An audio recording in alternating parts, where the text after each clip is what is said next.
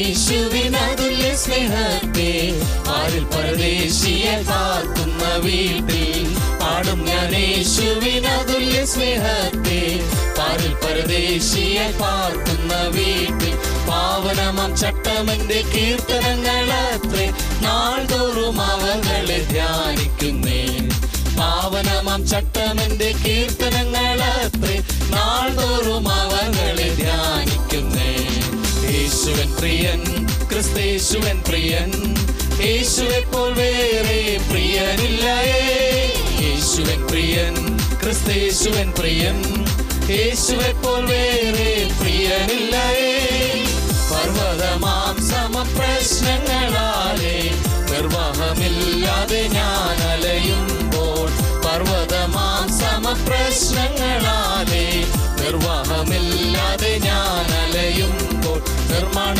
പദ്ധതി തന്നെ അവൻ എന്നെ നടത്തി കർമ്മയോഗിയാക്കുന്നെന്നെ അനുദിനവും നിർമ്മാണ പദ്ധതി തന്നെ അവൻ എന്നെ നടത്തി കർമ്മയോഗിയാക്കുന്നെന്നെ അനുദിനവും യേശുവൻ പ്രിയൻ ക്രിസ്തേശുവൻ പ്രിയൻ യേശുവെപ്പോൾ വേറെ പ്രിയനില്ലയേ യേശുവൻ പ്രിയൻ ക്രിസ്തേശുവൻ പ്രിയൻ യേശുവെപ്പോൾ വേറെ പ്രിയനില്ലയേ കഷ്ടതയാകുന്ന കഠിന ശോധനയിൽ നഷ്ടപ്പെടാതെന്റെ വിശ്വാസം കാപ്പാൻ കഷ്ടതയാകുന്ന കഠിന ശോധനയിൽ നഷ്ടപ്പെടാതെന്റെ വിശ്വാസം കാപ്പാൻ വിശ്വാസത്തിൻ നായകനും പൂർത്തിമാനുമായ യേശുവെ മാത്രം ഞാൻ നോക്കിയിടുന്നു വിശ്വാസത്തിൻ നായകനും പൂർത്തിമാനുമായ യേശുവെ മാത്രം ഞാൻ നോക്കിയിടുന്നു യേശുവൻ പ്രിയൻ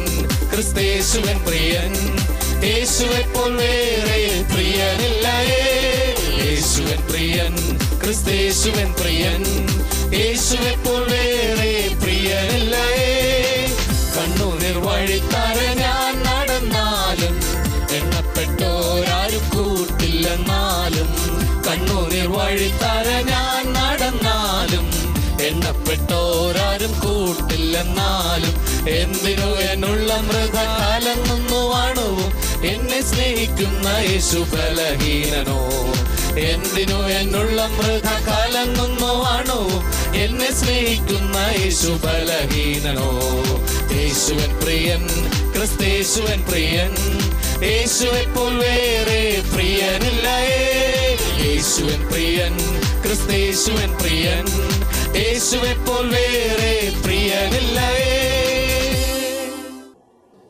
ദൈവവചനത്തിൽ നിന്ന് പ്രാർത്ഥനയെക്കുറിച്ച് ചില കാര്യങ്ങൾ നമുക്ക് പഠിക്കാം. നാം എല്ലാവരും പ്രാർത്ഥിക്കുന്നവരാണ്. മനുഷ്യർ പൊതുവെ പ്രാർത്ഥിക്കുവാൻ ഇഷ്ടപ്പെടുന്നവരാണ്. അവർ വിശ്വസിക്കുന്ന ദൈവത്തോട് അവരുടെ അറിവിൻ പ്രകാരം എല്ലാവരും പ്രാർത്ഥിക്കുന്നവരാണ്. പക്ഷേ ഇവിടെ വിശേഷാൽ ക്രിസ്ത്യാനികൾ, വിശ്വാസികൾ എങ്ങനെയാണ് പ്രാർത്ഥിക്കേണ്ടതെന്ന് വളരെ വ്യക്തമായി ബൈബിളിൽ പ്രതിപാദിച്ചിട്ടുണ്ട്. യേശു തന്നെ ഈ ഭൂമിയിലായിരുന്നപ്പോൾ പ്രാർത്ഥനയെക്കുറിച്ച് പറഞ്ഞിരിക്കുന്ന ഭാഗം മത്തായി എഴുതിയ സുവിശേഷം 6-ാം അധ്യായത്തിൻ്റെ 5 മുതലുള്ള വാക്യങ്ങളിൽ നിങ്ങൾ പ്രാർത്ഥിക്കുമ്പോൾ എന്തൊക്കെ ചെയ്യരുത്, അല്ല എങ്കിൽ നിങ്ങൾ എങ്ങനെ പ്രാർത്ഥിക്കണം എന്ന് വ്യക്തമായി യേശു നമ്മളെ പഠിപ്പിച്ചിട്ടുണ്ട്. പക്ഷേ ഇന്ന് പലപ്പോഴും പ്രാർത്ഥനയെക്കുറിച്ച് വളരെ നല്ല അറിവില്ലാത്തവരായി വിശ്വാസികൾ പോലും ഇരിക്കുന്നതായി ഞാൻ മനസ്സിലാക്കുന്നു.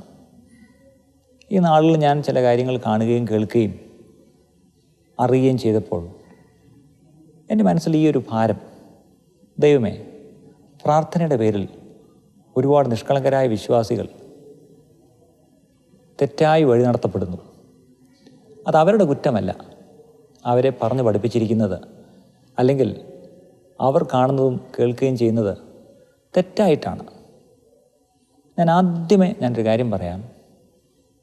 ദൈവത്തോട് ഒരു വ്യക്തിക്ക് നേരിട്ട് പ്രാർത്ഥിക്കുവാനുള്ള അവകാശം ദൈവം കൊടുത്തിട്ടുണ്ട്.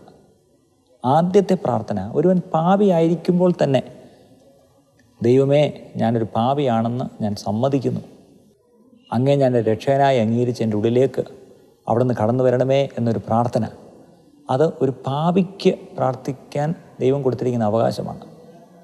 അവനൊരു ദൈവപൈതലായിട്ടല്ല ആ പ്രാർത്ഥന പ്രാർത്ഥിക്കുന്നത്, അവൻ പാപിയായിരിക്കുമ്പോൾ തന്നെയാണ്. അതിൻ്റെ അർത്ഥം ഏത് പാപിക്കും പ്രാർത്ഥിക്കാം.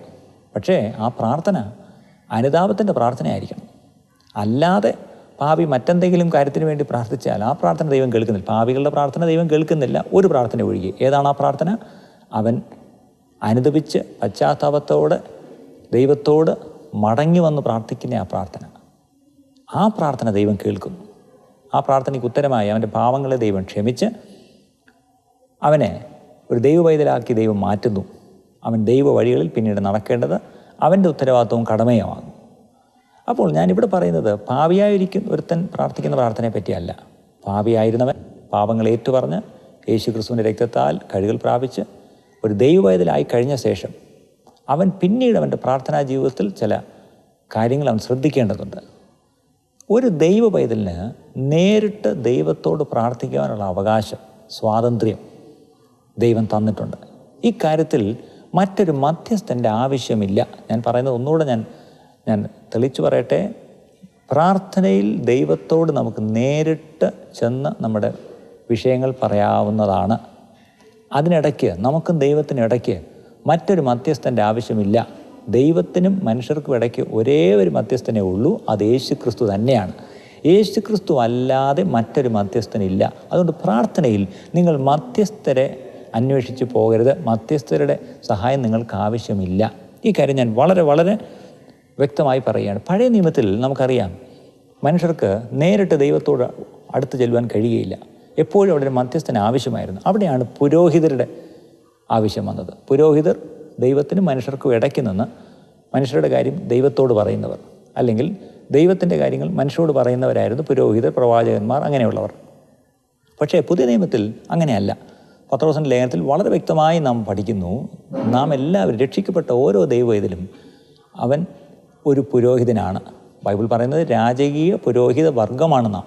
അപ്പോൾ നമ്മൾ പുരോഹിതന്മാർ മാത്രമല്ല, നമ്മൾ രാജാക്കളും കൂടെയാണ്. We are kings and priest. അപ്പോൾ നമ്മളെല്ലാവരും പുരോഹിതരാണ്. അതിൻ്റെ അർത്ഥം നമുക്കെല്ലാവർക്കും ദൈവത്തോട് ചെന്ന് ദൈവത്തോട് നമ്മുടെ കാര്യങ്ങൾ പറയുകയും നമ്മുടെ പ്രാർത്ഥനാപേക്ഷകൾ അർപ്പിക്കുകയും ഒക്കെ ചെയ്യാം. ദൈവം പറയുന്ന കാര്യം ഇങ്ങോട്ട് കേൾക്കുവാനും നമുക്ക് അവകാശമുണ്ട്. അതിനുള്ള അവകാശവും നമുക്കുണ്ട്. അപ്പം എല്ലാവരും നമ്മളിന്ന് പുരോഹിതരാണ്. പക്ഷേ ഇന്നത്തെ പ്രശ്നം, നമ്മൾ ചില സഭകളിൽ നമുക്കറിയാം, സഭകളുടെ പേര് ഞാൻ എടുത്ത് പറയുന്നില്ല, ചില സഭകൾ വ്യക്തമായി പഠിപ്പിക്കുന്നത് അങ്ങനെ എല്ലാവർക്കും ദൈവത്തോട് നേരിട്ട് ചെന്ന് പ്രാർത്ഥിക്കുവാൻ കഴിയില്ല. നിങ്ങൾക്ക് മധ്യസ്ഥർ ആവശ്യമാണ്. അത് മരിച്ചുപോയ മധ്യസ്ഥരായാലും ശരി, ജീവനോട്ടിക്ക് മധ്യസ്ഥരായാലും ശരി, ഒരു മധ്യസ്ഥൻ നിങ്ങൾക്ക് വേണം. ഒരു മധ്യസ്ഥനിലൂടെ മാത്രമേ, ഒരു മധ്യസ്ഥനോ മധ്യസ്ഥയോ, അത് യേശുവിൻ്റെ അമ്മയായിക്കൊള്ളട്ടെ, മരിച്ചുപോയ ഏതെങ്കിലും വിശുദ്ധന്മാരായിക്കൊള്ളട്ടെ, അല്ലെങ്കിൽ ജീവനോടിരിക്കുന്നവരായിക്കൊള്ളട്ടെ, ഒരു മധ്യസ്ഥൻ്റെ സഹായം കൂടാതെ ഒരിക്കലും നിങ്ങൾക്ക് ദൈവത്തിൻ്റെ അടുത്തേക്ക് ചെല്ലുവാൻ കഴിയില്ല എന്ന്